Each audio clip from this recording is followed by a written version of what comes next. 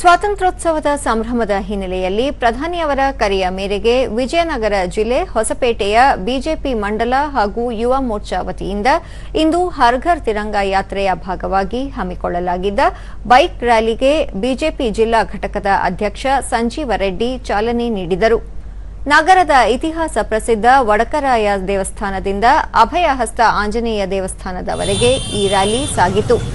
ಈ ವೇಳೆ ಬಿಜೆಪಿ ಜಿಲ್ಲಾ ಉಪಾಧ್ಯಕ್ಷ ಸಂದೀಪ್ ಸಿಂಗ್, ಜಿಲ್ಲಾ ಪ್ರಧಾನ ಕಾರ್ಯದರ್ಶಿ ಕೆಎಸ್ ರಾಘವೇಂದ್ರ, ಹೊಸಪೇಟೆ ಮಂಡಲದ ಅಧ್ಯಕ್ಷ ಶಂಕರ್ ಮೇಟಿ, ಜಿಲ್ಲಾ ಯುವ ಮೋರ್ಚಾ ಅಧ್ಯಕ್ಷ ಕೆ ಕೊಟ್ರೇಶ್, ಮಂಡಲದ ಪ್ರಧಾನ ಕಾರ್ಯದರ್ಶಿ ಮಧುರ ಚನ್ನಶಾಸ್ತ್ರಿ ಸೇರಿದಂತೆ ಮಹಿಳಾ ಮೋರ್ಚಾದ ಮುಖಂಡರು ಮತ್ತು ಕಾರ್ಯಕರ್ತರು ಪಾಲ್ಗೊಂಡಿದ್ದರು.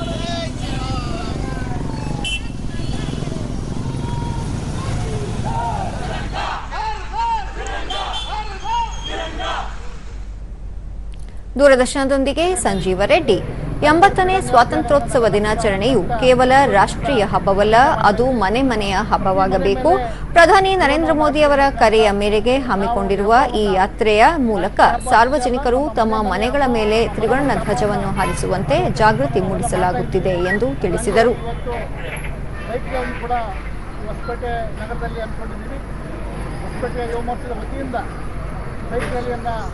ಆಯೋಜನೆ ಮಾಡೋದ್ರ ಮುಖಾಂತರ ಎಲ್ಲ ಸಾರ್ವಜನಿಕರು ಕೂಡ ಜಾಗೃತಿಯನ್ನು ಮೂಡಿಸುವಂಥ ಕೆಲಸವನ್ನು ಕೂಡ ನಾವು ಮಾಡ್ತೇವೆ.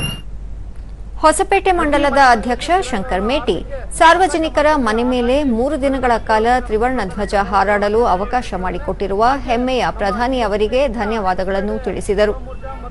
ಹೊಸಪೇಟೆ ಮಂಡಲ ವತಿಯಿಂದ ನಮ್ಮ ಜಿಲ್ಲಾಧ್ಯಕ್ಷ ಸಂಜೀವ್ ರೆಡ್ಡಿ ಅವರ ನೇತೃತ್ವದಲ್ಲಿ ಇವತ್ತು ವಡಕರಾಯನ ದೇವಸ್ಥಾನದಿಂದ ನಾವು ಅಭಯಾಂಜನೇಯ ಸ್ವಾಮಿ ದೇವಸ್ಥಾನವರೆಗೆ ಬೈಕ್ ರ್ಯಾಲಿ ಮೂಲಕ ಹೊಸಪೇಟೆ ನಗರದ ಎಲ್ಲ ಮಹಾಜನತೆಗೆ ಹರ್ ಘರ್ ತಿರಂಗಾ ಬೈಕ್ ರ್ಯಾಲಿಯನ್ನು ನಾವು ಮಾಡ್ತಿದ್ದೇವೆ.